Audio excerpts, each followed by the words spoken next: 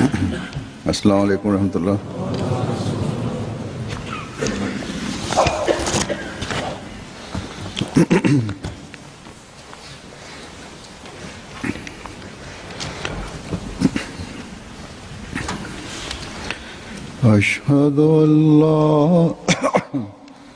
أشهد أن لا إله إلا الله وحده لا شريك له وأشهد أن محمدا عبده ورسوله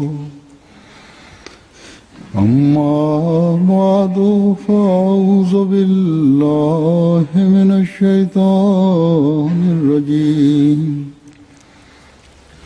بسم الله الرحمن الرحيم الحمد لله رب العالمين الرحمن الرحيم مالك يوم الدين إياك نعبد وإياك نستعين اهدنا الصراط المستقيم صراط الذين أنعمت عليهم غير المغضوب عليهم ولا الضالين.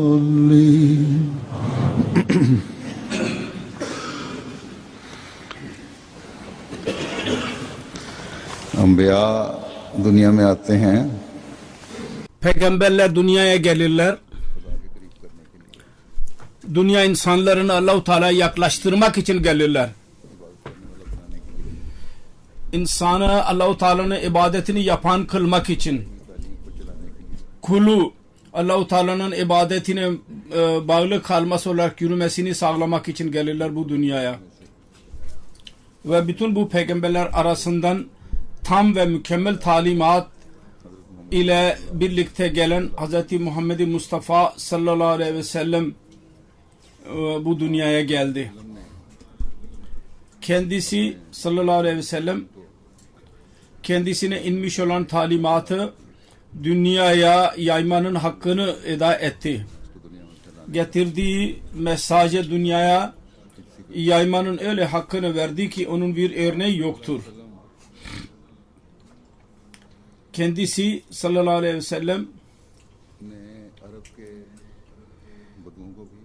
Arabistan'ın Bedevilerine dahi Allah-u Teala mesajını ulaştırdı. Kölelere dahi Allah'ın mesajını ulaştırdı. Mekke reislerine dahi Allah-u Hakk'ın mesajını hiçbir korku duymadan onlara ulaştırdı. Ve büyük krallara dahi hak mesajını ulaştırarak Allah-u Teala'nın ibadetinin hakkını vermelerine doğru onların dikkatini çekti. Ve daha sonra bu yüce işi Hz. Resulullah sallallahu aleyhi ve sellem'in eshabları dahi dünya insanlarına ulaştırdılar. Sonra 1400 sene sonra yüce Allah verdiği söze göre Hz. Resulullah sallallahu aleyhi ve sellem'in gerçek aşığı vaat edilen Mesih ve Mehdi aleyhissalatü vesselam'ı gönderdi. Bu zat tekrar bu yüce işi yeniledi ve dünya insanlarını Allah-u Teala'ya doğru çağırdı. Dünya insanlarına anlattı ki yüce Allah'ın yolunu nasıl aramalıdırlar, nasıl ona ulaşılabilir. Ve eğer Allah-u Teala'yı arıyor iseniz, ona ulaşmak istiyorsanız, şimdi yalnız ve yalnız din İslam dini vardır ki kulu Allah-u Teala'ya ulaştırabilir. Diğer dinlere dahi aynı çağrıda bulundu. bir mısrasında böyle diyor ki आओ लोगों के यही नूर खुदा पाओगे.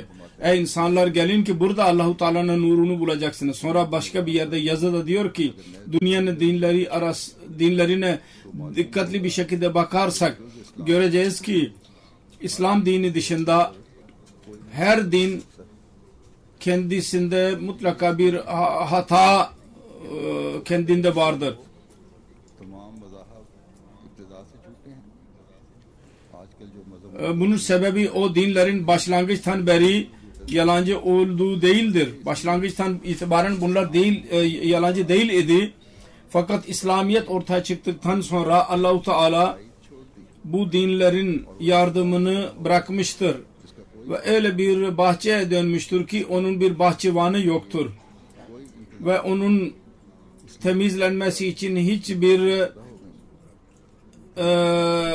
düzenleme yoktur. Onun için kurudular meyve veren ağaçlar ve onun yerine dikenler ve çalılar ortaya çıktı. Ruhaniyet, maneviyat tamamen yok oldu, dinin temeli olan ve yalnız kuru kelimeler elde kaldı. Sonra से फरमाया कि इस्लाम açık olarak beyan etti ki İslam son şeriattır. Onun için Allah-u Teala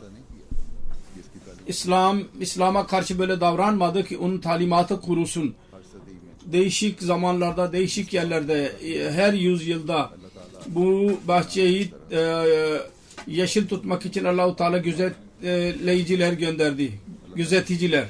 और मैं आखिरी हज़ार Allah-u Teala beni gönderdi ve ben son 1000 yılın müceddidi benim dedi.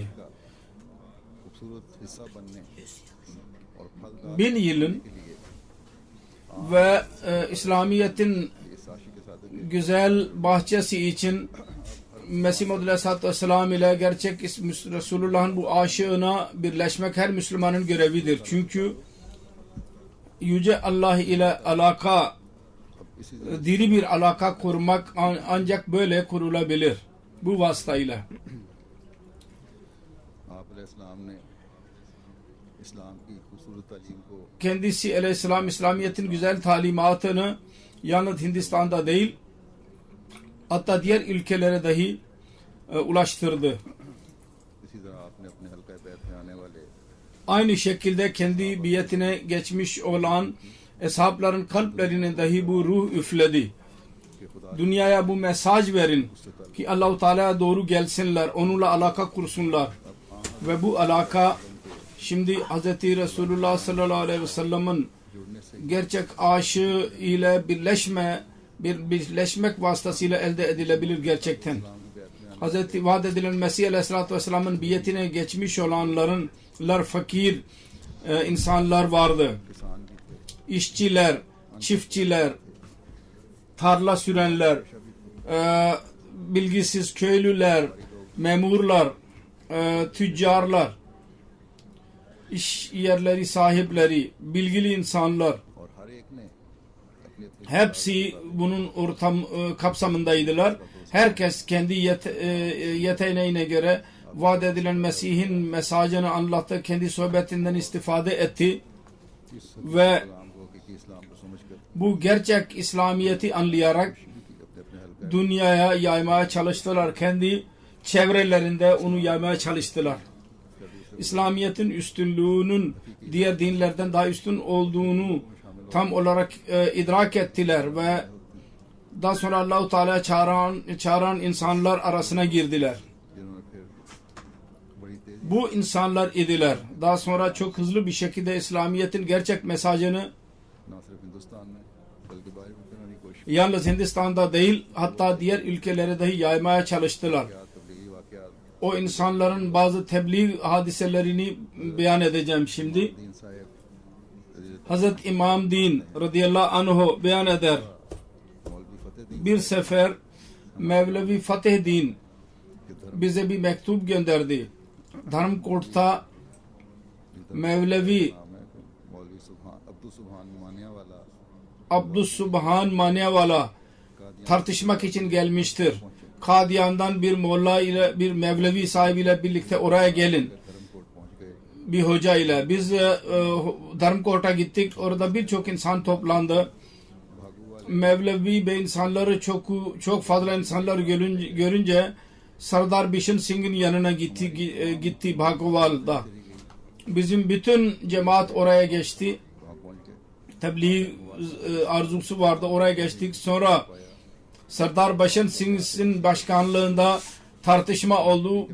İsa Aleyhisselam yaşıyor mu, ölmüş müdür, bu konu üzerinde tartışıldı. Muhalifler inat ettiler. Dediler ki ben yalnız o zaman tartışacağım ki bunlar ikrar etsinler ki Mirza Bey'in ismi Kur'an'da bana gösterecekler. Ve sonra şart dedi ki öyle isim gösterin ki Mirza Gulam Ahmet Gulam Murtaza'nın oğlu diye yazılı olsun, o zaman ben anlayacağım. Yoksa ben tartışmayacağım. Mevlevi Abdullah Bey dedi ki Kur'an-ı Kerim'den göstereceğim. Konuşma başladı, tartışma. Mevlevi istedi. Eğer peygamberler, geçmiş peygamberler hakkında önceden gaybi haberleri siz gösterirseniz ki onların isim babalarının isimle birlikte yazılı ise o zaman biz de gösteririz. Eğer eskilerde bu yol yoksa o zaman bize niye soruyorsunuz? Muhalif buna akıllı bir cevap veremedi ve utanarak yere oturdu. Sardar Bishan Singh dedi ki yani bu tartışmanın başkanlığını eden bu molla bir şey bilmez. Sonra ona Pencapça'da bazı küfürler savurdu ona. Sonra biz zafere ulaştık. Bu tartışmadan bahsettik Mesih Maud Aleyhisselam'a. Mesih Maud Aleyhisselam dedi ki Mevlevi Sahib niye demedi ki benim adımı Allah-u Teala ismuhu Ahmet adıyla benim ismimi beyan etmiştir Kur'an-ı Kerim'de. Hazreti Pir İftihar Ahmet, Pir Ahmet Can babasından rivayet eder ki benim babam Hazreti Mesih Maud Aleyhisselam'ın iddiasını kabul ederek hatta beyat meselesi başlamadan önce kabul etti ki Mesih Maud Aleyhisselam müceddittir, bu zamanın müceddidi. Kendi dostlarına, tanıdıklarına ve tanımadıklarına bunu yaymaya başladı ve uzun bir broşür yayınladı. Diyor ki şu anda Al Fazıl gazetesinde bu broşür yayınlanmıştır. Benim babam tebliğten ayrı kendisi ve onun müritleri para fedakarlığında bulundular. Hayatı hep çanda vermekle ve mesajı ulaştırmak, bu iki gaye için hayatını geçirdi. Mesih Maud Aleyhisselam'ın geliş gayesi de budur. Bugün kitaplar dışında ve diğer literatür dışında MTA vasıtasıyla dahi dinini yaymaktadır. Satellite uydu başladığı zaman bir uyduydu, birkaç saat içindi başlangıçta. Bugün Allah-u Teala'nın lütfuyla 10 uydudan MTA'nın programları bütün dünyaya verilmektedir.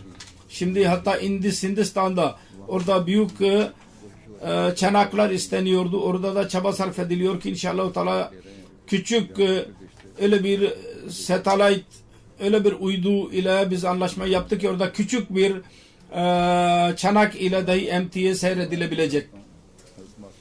Şimdi rivayetlere geçiyorum. Hazret Master Nazir Hüseyin, Hakim Muhammed Hüseyin'in oğlu Meryem İsa anlatıyor. Diyor ki çocukluğumdan beri ben tebliğ yapmayı çok severdim. Eylül 1903 senesine kadar benim babam Bahati Darvaza Lahor'da Petranga mahallesinde yaşıyordu. O zaman bir defa babama bir Ahmedi Abu Said Arap geldi. O benim din arzumu görünce ve Fatih Mesih ve Mesih Maud Aleyhisselam'ın gelişiyle ilgili kolay bazı deliller bana gösterdi. Ben o delilleri caminin imamlarına sunardım ve derdim ki bunun cevabını verin. Bir defa o günlerde Bahati Darvaza'nın büyük camisinin imamına gittim ve onun önüne aynı deliller koydum. O bana dedi ki biz senin cevabını ancak eğer Mirza Bey ile birlikte öyle bir zaman ki rüzgar eserse O zaman onun yüzüne bir acaba kuru toprak yüzünde var mı yok mu diye bak. Eğer yüzünde kuru toprak olmazsa o zaman biz sana inanırız. Eğer Mirza Bey'i görünce sen bana söylersen o zaman onun senin soruların cevabını veririm. Demedi ki kabul edeceğim, cevabını vereceğim dedi. Ve anlatacağım ki gerçek nedir.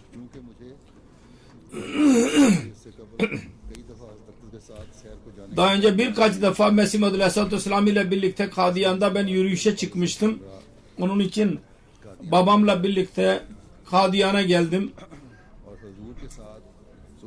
Ve Mesih Maud Aleyhisselatü Vesselam ile birlikte sabahleyin yürüyüşe çıktık. Mesih Maud Aleyhisselatü Vesselam hızlı yürürdü. Ben huzuruyla birlikte bazen koşmam gerekiyordu. Bazen tesadüfen o gün biraz rüzgar vardı. Ve kum kalkıyordu. Mesih Maud Aleyhisselatü Vesselam evine gelince evine girmek için orada biraz durdu. Bütün arkadaşlar orada bir halka kurdular Mesih Maud Aleyhisselatü Vesselam'ın etrafında. Ben hepsi Mesih Maud Aleyhisselatü Vesselam'ın yanına geçtim. Ve bütün insanların yüzüne, Mesih Maud Aleyhisselatü Vesselam'ın yüzüne baktım. Hayret ettim. Mesih Maud Aleyhisselatü Vesselam'ın yüzünde asla bir kum, toprak, toz yoktu. Ve diğer bütün insanların evinin üzerinde toz vardı.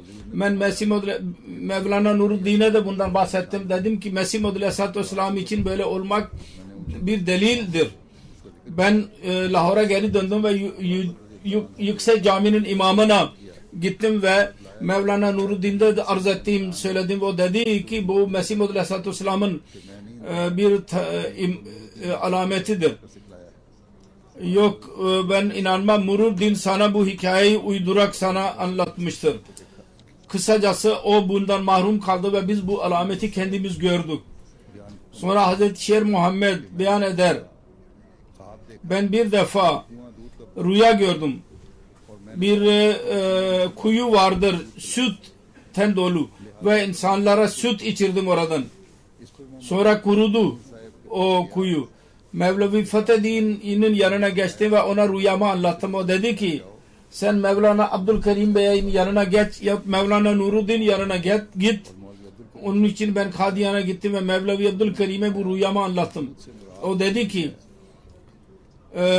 sütten murad bilgidir, ilimdir. Ben bir tek harf bilmiyorum dedim. O dedi ki bu bilgiden Allah-u Teala'nın öğrettiği bilgidir. Ve sen insanlara çokça bunu içirmişsin. Bu demek ki birçok insan Mesih Maud Aleyhisselatü Vesselam'ın iddiası hakkında senden feyiz bulacaklar birçok kimse. Ve kurudu demek yani sana mani olanlar, tebliğ yapmana ve Mesih Maud Aleyhisselatü Vesselam'a Mehdi demene mani olanlar bir gün senin önünde ölecekler. Ölü olacaklar. Bu her üçü gerçekleşti. Ve bütün muhalefetime rağmen bütün köy benim tebliğim vasıtasıyla ve Allah-u Teala'nın yardımıyla Mesih Maud Aleyhisselatü Vesselam'ın duaları vasıtasıyla Ahmedi oldu bütün köy. Sonra Kazi Muhammed Yusuf anlatıyor.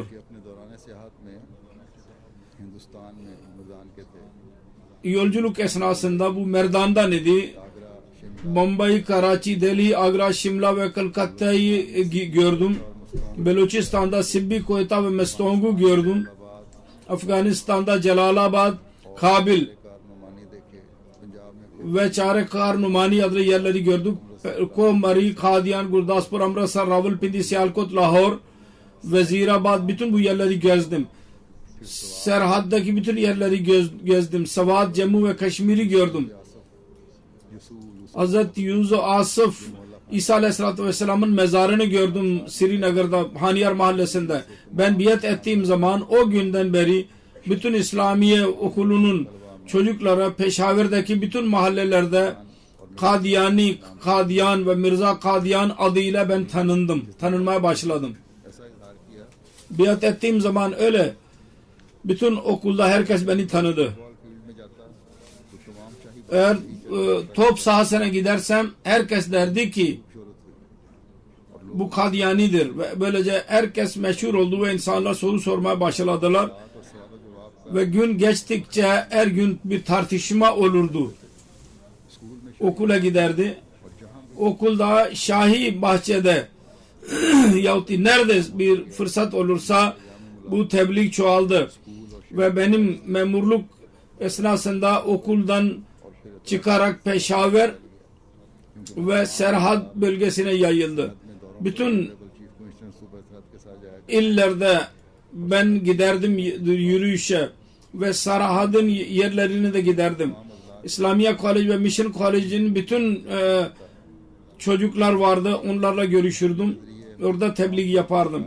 Benim vasıtamla bütün Serhat-ı Ahmediye yazılı olarak ve konuşma şeklinde insanlar cemaate katılmaya başladılar. Benim vasıtamla cemaate girenler yahut onlar vasıtasıyla cemaate girenlerin sayısı 250'ye kadar ulaştı. Onlar arasından birçok insan öldü, birkaç insan yaşıyordu. Fakat ikinci hilafet zamanında onlardan bir kısmı peygami oldular ve bir kısmı cemaat içinde kaldı. Hazreti Ahmet Din radıyallahu anh Mana Bey'in oğlu anlatıyor, diyor ki bir defa ben Cuma hutbesinde Mesih Maud Aleyhisselatü Vesselam'ın dilinden duydum.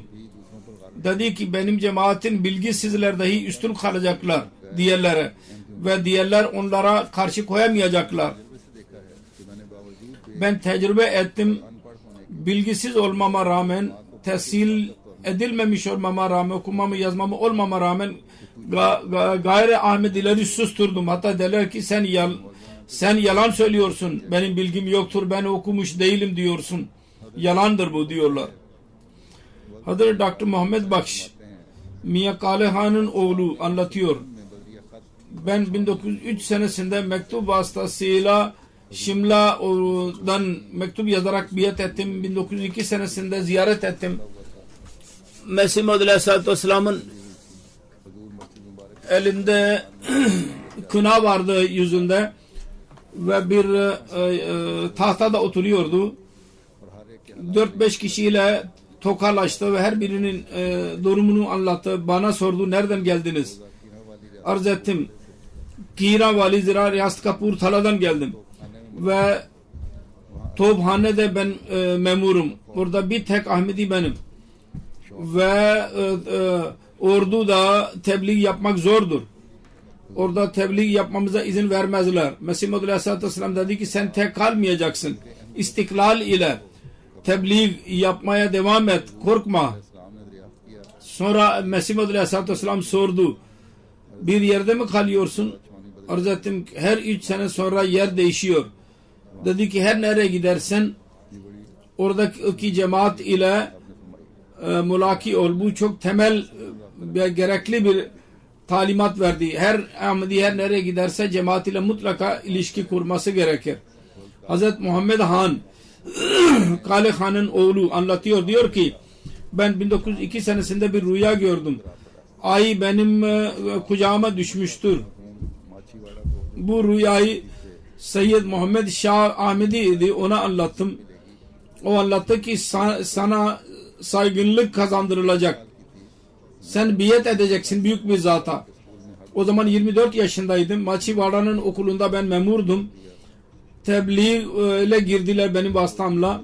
Pandit Lekram'ın gaybi haberi meşhurdu. Ben Şah Bey dedim ki bu gaybi haber Pandit Lekram hakkında doğru olursa mutlaka biat edeceğim. Bu da gerçekleşti ve ben hemen cemaate girdim. Mevla Abdülkerim yaşıyordu o zaman. Ben biat mektubunu yazdırdım. Mesih Maud Aleyhisselatü Vesselam'a sunuldu ve Mevlevi Abdülkerim onun cevabını bana yazdı. Kendi eliyle. Mektup bana ulaştı ki biatim kabul edilmiştir ve senin için Mesih Maud Aleyhisselatü Vesselam dua etmiştir. 1904 senesinde biat ettim. Mektup vasıtasıyla el üzerinde 1906 senesinde Kadiyan'a giderek biat oldum. Hazreti Miya Abdülreşid anlatıyor. Lahor'da Gayr Ahmedi'nin bir oğlanı oğlu memurdu. Hindu düşüncelerine sahip oldu. Arya. Babaları, anne babaları çok muzdarip oldular. Bir Mevla'nın yanına götürdüler. Bir Arya'nın bazı itirazlarını ileri sürdü. Molla çocuğu dövmek için ilerledi. Cevap bilmiyordu Molla. Öfkelenerek çocuğu dövmek istedi. O genç oradan kaçtı. İnsanlar da onun arkasından kaçtılar. İnsanların bu durumunu görünce bir Ahmet Din orada çalışıyordu. O da yine birlikte gitti ve evine kadar gitti. Asıl olayı anladıktan sonra bana geldi. Miye Abdurreşid'in yanına ve benim onun durumunu anlattı ve dedi ki mutlaka onunla mülaki olmalıyız. Onun düşüncelerini ıslah etmeliyiz. Bir sancı vardı. Bir Müslüman niye Arya Hindu olmuştur? Bu sancı Ahmedi duydu. Mollalar yalnız dövmeyi bilirlerdi. Ben onunla birlikte çocuğun evine gittik. Önce konuşmak istemedi. Açık söylüyordu ki ben Arya oldum. Siz bana artık sizin sözünüzün bir faydası olmayacak. Eti bırakarak Hindular gibi yaşıyordu. Onun meclisini giderdi. Onların ibadetlerine katılırdı. Sık sık gitmem sonucunda biraz bana alıştı. Yürüyüşe gider, ben de giderdim onunla birlikte. O yürüyüşe çıkar, ben onunla birlikte giderim diye beklerdim. Birkaç gün sonra İster izinleri vardı, tatilleri. Paskalya. Ve ben dedim ki haydi Kadiyan'a gidelim. O dedi ki yok ben bir mola gitmek istemem. Ben dedim ki Kadiyan'a gidelim, orada sana kötü davranılmayacak. Ne istersen itiraz edebilirsin. Her çeşit sorumluluk üzerime alıyorum. Çok büyük ısrar etmemden sonra gitti. Kabul etti ve Kadiyan'a gittik. Orada Hazreti Mevlevi Hazreti Mevlana Nuruddin radıyallahu anh ile mülaki olduk. Çok büyük bir şefkat gösterdi ve dedi ki siz ne isterseniz itiraz edin. Çocuğa dedik. Cevabını vereceğiz. Ben arz ettim ki efendim bu et bırakmıştır. Mevlana Nuruddin'e dedim ki bu çocuk et yemiyor ve Hindular gibi yaşıyordur. Hazreti Mevlevi radıyallahu anh kendi evinden çorba ve birkaç tane çapati hazırlattı. Çocuk buna çok etkilendi. Öğle namazından sonra gittiğim zaman onu da beraberimde götürdüm. Namazdan sonra Amirul Muminin orada kaldı camide. Hazreti Mesih Maud Aleyhisselatü Vesselam camide oturdu. Mesih Maud Aleyhisselatü Vesselam o günlerde Aryalar hakkında bir kitap yazıyordu. O zaman Aryaların itirazını bahsederek cevabını verdi. Bundan çok etkilendi bu çocuk ve ondan sonra birçok itiraz kendiliğinden yok oldu ve İslamiyet'e dahi bir sevgisi çoğaldı. İkindi namazından sonra ben ona Hazreti Mevlana'nın Nuruddin'in Dersul Kur'an'a götürdüm. Hazreti Mevlana Nuruddin Mesih Maud Aleyhisselatü Vesselam zamanında dahi Kur'an-ı Kerim'in dersini verirdi. Oraya götürdüm. Aksa Camii'nde olurdu. Ondan sonra biz Mevlana sahibinin yanına gittik ve arz ettim ki efendim buna bir nasihat edin. Mevlana dedi ki bunun ne itirazı varsa sorsun. O et yemek hakkında soru sordu. Mevlana güzel bir şekilde cevabını verdi ve teselli buldu. Akşamdan sonra tekrar Mesih Maud Aleyhisselatü Vesselam'ın huzuruna çıktık. Mesih Maud Aleyhisselatü Vesselam konuştu biraz. İnsanlar Mevlana Abdülkerim vasıtasıyla sorular sorardı. Genellikle bu çocuk bu konuşmayı dinledi. Ondan sonra bir itirazda bulunmadı. İkinci gün ikindiden sonra abdest aldı ve namaza katıldı. O gün tekrar Mevlana Bey'in dersini duydu. Üçüncü gün o Arya Mesih Maud Aleyhisselatü Vesselam'a biat etti ve tekrar Müslüman oldu ve şimdi öyle İslamiyet'i seviyor ki artık Arya'nın meclislerini giderek İslamiyet'in güzelliğini anlatır ve Aryaların itirazını cevap verir. İtirazına. Bu sancı vardı. ki bir Müslüman dahi देना चाहते zayi olmasını istemiyorlardı. जी साहब अल-मारूफ Hazret Miyan Abdülaziz Al-Maruf Mogol Bey anlatıyor ki मौलवी Nilabungut'ta bir Pathan molla vardı. Onların durumunu anlatıyor. उसको मैंने तबलीग की तो उसने Ben ona tebliğ yaptım. इस्लाम सच्चे हैं Kabul etti ki Mesih Muhammed Aleyhisselatü Vesselam doğrudur. Ancak तबलीग करते हैं क्योंकि हमारी कौम में sen bana boşu boşuna tebliğ ediyorum. Bizim kavimde bir inat vardır. Bir defa inkar edersek Allah diye gelirse biz yine inanırız. सुना कि Sonra Molla'nın sonucu nasıl oldu ki intihar etti ve öldü. ये भी एक मौलवी का है वो Bunun ikinci hadisesidir. Başka bir Moğlu, o da Pathan idi bu Molla. O dahi zehir yiyerek bir kadının aşkı neticesinde öldü.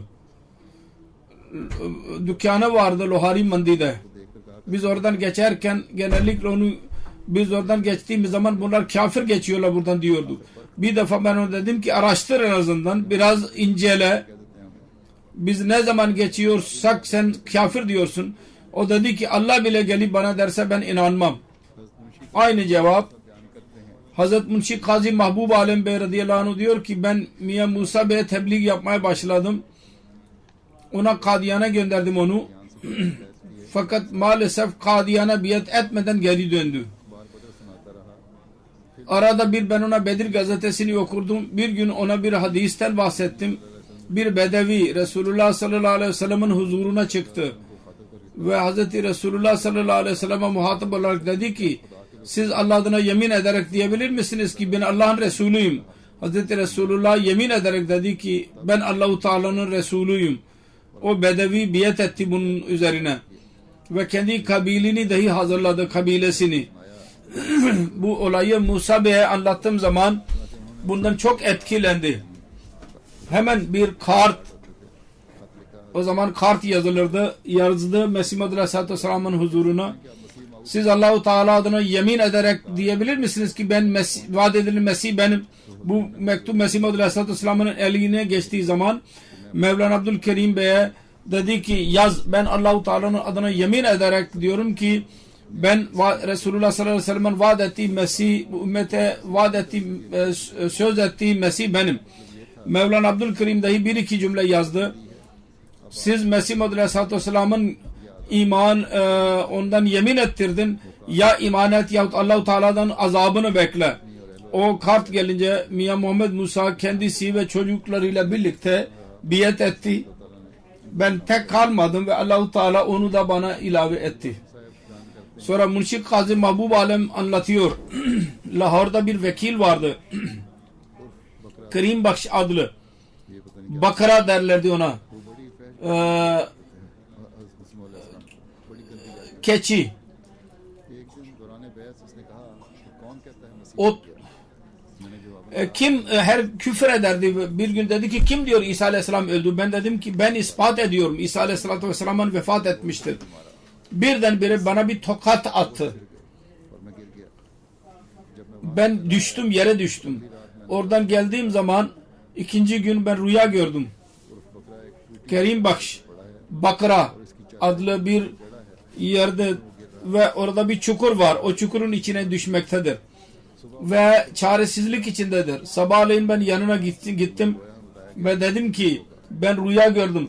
Sen küçük düşeceksin. उसकी Belli müddet sonra लड़की की वजह से इसको नाजायज हमला हो गया bir kız hamile kalmış ve bu molladan oldu. Molla bir kızı hamile bırakmış ve bunun neticesinde çok küçük düşmüş. Police को जब Düşük yaptırmış. Polisin haberi olmuş. Araştırmışlar. Parası da çok gitmiş ve evinden çıkmıyordu. Utancından dolayı. Sonra bir gün ona dedim ki sen Mesih Muhammed Aleyhisselatü Vesselam'a küfür ediyordun. Bu onun vebalidir. कोई जवाब न दिया ये Cevap vermedi. लेकिन आजकल ये हाल है कि कुछ मौके Fakat bugünlerde öyle bir durumdur ki bir mollaya doğru bir şekilde Pakistan'da bir şey dersen hemen geçen sefer söylediğim gibi yasaya bağlı kalarak yasal işlem yaptırılıyor. अपने hemen mahkemeye başvururlar. हाँ हजरत सल्लल्लाहु अलैहि वसल्लम की के साथ मंसूब करके Kendi saygınlığını Resulullah'ın saygınlığı olarak namusi risalet adı altında mahkeme verirler. Hazreti Munşi Kazi Mahbub Alem anlatıyor. से हो गया Benim nikahım Mesih Muhammed Aleyhisselatü Vesselam'ın duasıyla oldu. Ben kaynanama tebliğ ettim. O çok etkilendi. तबलीग से मुतासर हुई Ahmedi değildi. Tebliğden etkilendi fakat biat etmedi. Bir gün bana mücevherini verdi ve bunu Mesih Muhammed Aleyhisselatü Vesselam'ın huzuruna sun. इसके एवज मुझे क़यामत इसका Ve ona de ki bunun karşılığı ben kıyamet gününde alayım. Ben o mücevher ile birlikte Kadiyan'a geçtim. Mesih Muhammed Aleyhisselatü Vesselam'a sundum. Benim kaynanam vermiştir. Ve arz etmiştir ki bunun karşılığını kıyamet günü ben alayım.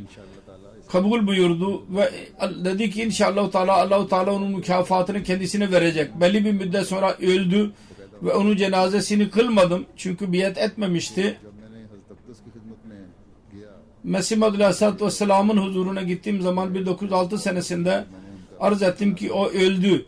Ben onun cenaze namazını kılmadım. Mesih Muhammed Aleyhisselam dedi ki onun cenazını kılmalıydın. Çünkü o kendi ameliyle ispat etmiştir Ahmedi olduğunu. की वजह से या कम इल्मी की वजह से Belki çevresinden dolayı biat edememiştir ama fiilen Ahmedi idi. Mesih Muhammed Aleyhisselatü Vesselam'ın geliş gayesi dini yaymak, Allah-u Teala ile alaka kurmak, onun için elinde olan bütün sevdiği şeyleri bir kadın mücevherlerini çok sever. O devirde çok fazladır. Hala dahi vardır. Ama dini yaymak için her şeyi verdi. Kıyamet korkusu vardı kalbinde. Allah-u Teala'nın rızasına nail olmak istiyordu. ख्वाहिश थी दिल में Temenni vardı kalbinde. यहाँ ये भी वाज़ेह हो जाए कि ये भी माने लेने चाहिए Ancak burada şunu da bilmeliyiz ki her kim बुरा नहीं समझते derse ki biz Ahmedileri kötü görmüyoruz derse onları Ahmediler arasına sayalım. उन्होंने Bu doğru değil. अपनी महबूब चीज़ Bu kadın kendi malını, sevdiği malı dinin işaati için Mesih Muhammed Aleyhisselatü Vesselam'ın huzuruna verdi. Yalnız söz ile biz Ahmedileri iyi kabul ediyoruz demedi. Mesih Muhammed Aleyhisselatü Vesselam bir yerde şunu da demiştir ki eğer birisi tiksinmiyorsa yüksek bir şekilde onu açıklasın. Niye açıklamıyorlar? अगर किसी वजह से मजबूरी नहीं है तो बैत में Sonra eğer bir mecburi yoksa biyete girmesi lazım. Yalnız efendim biz kötü saymıyoruz demek yeterli değil. Ve duruma göre her karar verilir. रसूल साहब राजे की बयान करते Hz. Mevlana Gulam Resul Raceki radıyallahu anh beyan eder. हैं अक़दस की Ben biyet ettim. एक जोश पैदा हुआ Mesih Muhammed Aleyhisselatü Vesselam'ın kitabını okudum. Bir coşku uyandı ve tebliğ yapmaya başladım. O günlerde tebliğim böyleydi ki her nerede 4-5 kişi oturuyor görüyor selamun aleyküm diyerek derdim ki tebrik ederim. İnsanlar sorarlardı ne var? Ben derdim ki İmam Mehdi gelmiştir. Bunun üzerine birisi güler, birisi alay eder. Birisi detaylı sorardı. Şu bu yolla bir söze girerdik ve ben tebliğ yolunu bulurdum. Fırsatı kaçırmazdım. Fırsat söz konusudur. Bugünlerde बहुत सारी जगहों पर böyle değil. Birçok yerde cemaat broşürler dağıtıyorlar. İnsanlar onlara soruyorlar ve onun neticesinde de tebliğ fırsatları çıkmalı. Yalnız bu kadar değil ki bir broşür verdik. Ahmediye cemaatinin mesajıdır. Barış mesajı ve görev yerine geçti. Hayır. O irtibatı daha da çoğaltmalıyız. इसी तरह Elimizden geldiğince. इफ्तार जो हो रहे हैं Aynı şekilde camilerin açılışı vardır. 3 caminin açılışı yapılmıştır Allah-u Teala'nın lütfuyla ve 3 caminin açılışı daha yapılacak bir ay içerisinde. Burada İngiltere'de İngiltere cemaati dahi buna dikkati çekilmiştir. Bunun vasıtasıyla tebliğ yolları açılmalı. İrtibatlar olmalı. Ve çoklukla oradaki yerel cemaatin çevrelerine bir dikkat etmeleri lazım. Çünkü her nerede muhalefet varsa orada dikkatleri çekilir. Şimdi buradaki cami açılışlarına da bir eskiden irtibatlar olmayan insanlar da şimdi camiler hakkında soruyorlar diye bana rapor gönderdiler. cemaat hakkında soruyorlarsa o zaman ondan istifade etmeliyiz. Bu fırsatı kaçırmamalıyız. Hz. Mevlana Gulam Resul Rajaki radıyallahu anh diyor ki Miyan Gulam Muhammed arayi idi. Saadullahpur'da Paliya ilçesine bağlı Gujarat ilinde kalıyordu. Benim vasıtamla cemaate girdi. Onun bütün akrabaları ve Saadullahpur'un caminin imamı Mevlevi Gavs Muhammed Ehl-i Hadis taifesinden idi. O da Allah-u Teala'nın lütfuyla benim tebliğim vasıtasıyla Ahmedi oldu. Mollalar arasında tabiatı iyi ilanlar vardır, dini iyi sayanlar. Hala vardır. Pakistan'da da vardır, diğer yerlerde de vardır.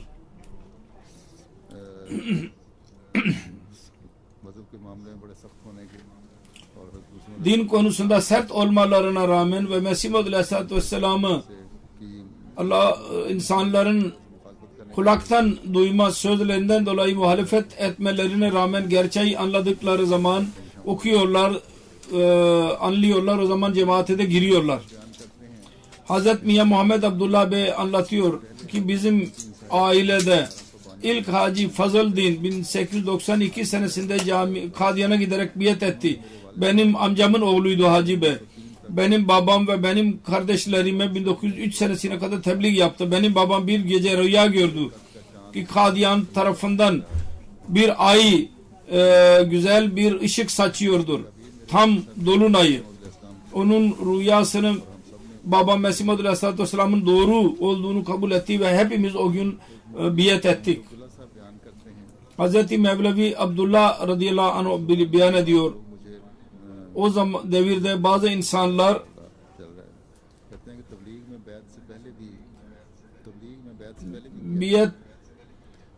biyetten önce dahi ben tebliğ yapardım ve biyetten sonra o kadar fazla tebliğ yaptım ki 100 binlerce insan benim vasıtamla cemaate katıldılar. Bu olaylar çoktur. İnşallah Teala gelecek hafta beyan edeceğim. Allah-u Teala bu eshapların derecelerini yüceltsin. Onlar birçok insana imamın mesajını insanlara ilettiler ve onlar tebliğ yaparak bu işi devam ettirdiler, mesaj ulaştırdılar. Bugün onların nesilleri, onların çabaları, hayırları ve takvalarının meyvelerini yiyorlar. Onun için kendi büyükleriniz için dua edin ki onların nesillerine Ahmediyet geldi. Mesih Maud Aleyhisselatü Vesselam'ın zamanındaki eshaplar. Ve bize çok teşekkür etmeliyiz onlara ve teşekkür asıl budur ki onlar için dua ettiğimiz zaman cemaat ile de alaka kuralım kuvvetli bir şekilde ve bu mesajı daha da ilerletelim. Allah-u Teala hepimize onu bize nasip etsin. Amin. Şu anda bir üzücü bir haber vardır. Nevabşah'da bizim bir kardeşimiz şehit düşürülmüştür. İnna lillahi ve inna ileyhi raciun. Mukarrem Maksud Ahmet İdris Bey'in oğlu. Önce Karundi'deydi. Bir müddetten beri Rabvata Darüme Şerki'de yaşıyordu. 15-20 seneden beri Maksud Bey'in ailesi Kadiyan'dan yakın Batiya God adlı köyden idiler. Bunun ailesine kendi dedesi vasıtasıyla Mevlevi Abdülhak Nur beyat etti. Öylece cemaate girdiler bunun ailesi. 1934 senesinde biat etti. Dedesi çiftçiydi. İkinci halife radıyallahu anh Sind yerlerini yaşatmak için oraya gönderdiydi. Nasır Abad, Mahmudabad ve diğer birçok yerde gözetim yapardı. Gözetici. 1942 senesinde oradan çıkarak kendi Hayırpur'da bir tarla satın almıştı. Oraya geçti. 21 Aralık 1962 senesinde dedesi dahi şehit edilmişti. Maksud Bey o zaman 12 yaşındaydı. O şahidi kendi gözleriyle gördüydü.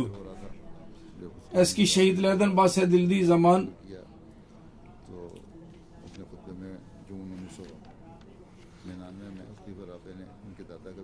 4. halife dedesinden dahi bahsetmişti şehitler arasında hutbesinde. 1983 senesinde kadar Maksud Bey Kırım'da kaldı. Ondan sonra Rabbah'a geldi. 15 değil 26-27 seneden beri Rabbah'taydı. Rabbah'a geldi geleli homeopatik Raja Nasir Bey'in Curative adlı bir şirketi vardır. Orada çalışırdı. और आपके school company की तरफ से सिंध का इलाका था जहाँ आप सेल्समैन के Ve Sind bölgesi kendisine havale edilmişti. Oraya giderdi. Her ay bir tur yapmak için, ilaçları tanıtmak için. 27 फरवरी से सिंध के दौरे Geçen ay 27 Şubat'tan beri Sind bölgesinde tur yapıyordu.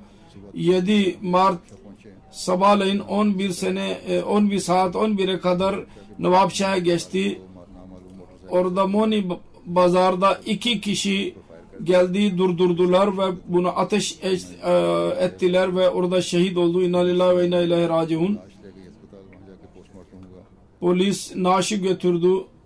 Orada जानते हैं postmortem नवाबशाह में गुज़श्ता 10 दिन के अंदर ये दूसरी शहादत है ve 10 gün içinde 2 kişi şehit düşürülmüştür. Musi idi. आज से 2 दिन Karısı anlatıyor ki merhum 3 ay önce zikrettiydi ki korkutuyorlar. दुकान पर दवाइयों की Hindu bir doktorunun evinde ilaç götürürdü.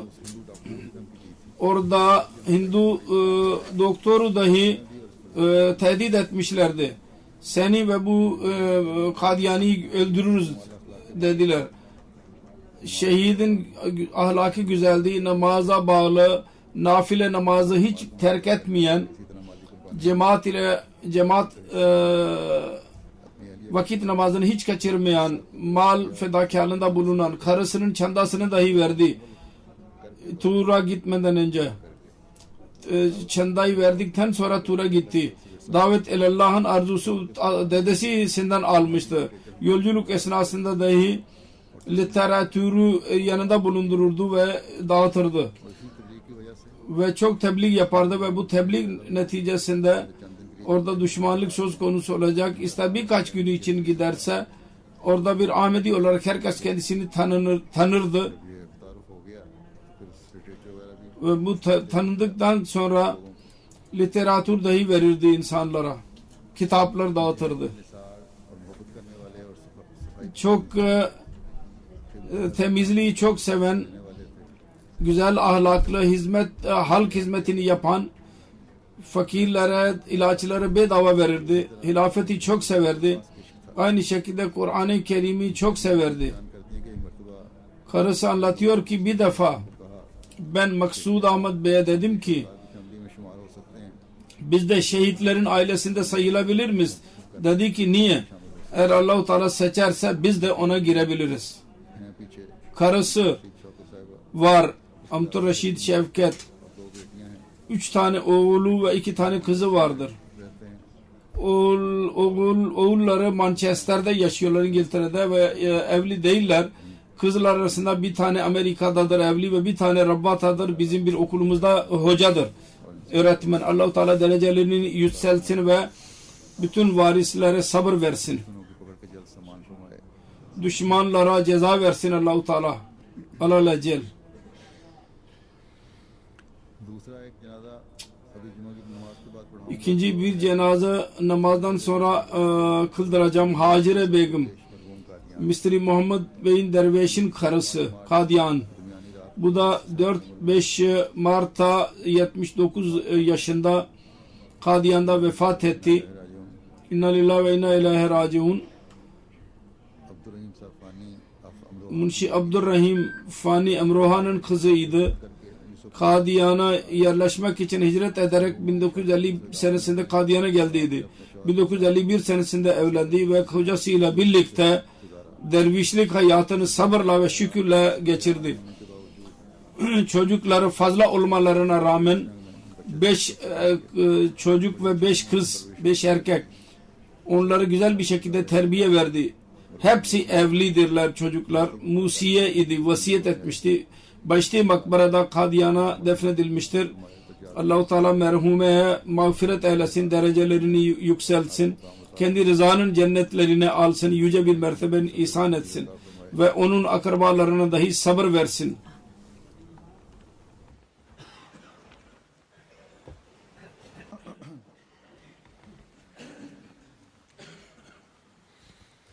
Elhamdülillah, elhamdülillah, nahmaduhu ve nesta'inuhu ve nestağfiruhu ve nu'minu bihi ve netevekkalu aleyh ve na'udzu billahi min şururi enfusina ve min seyyiati a'malina.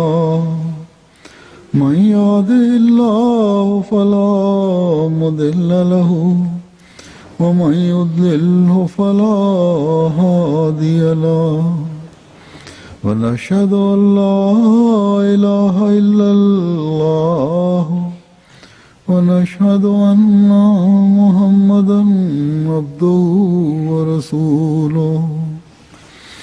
عباد الله رحمكم الله إن الله يأمر بالعدل والإحسان وإيتاء ذي القربى وينهى عن الفحشاء والمنكر والبغي يعظكم لعلكم تذكرون. اذكروا الله يذكركم وادعوه يستجب لكم ولذكر الله أكبر.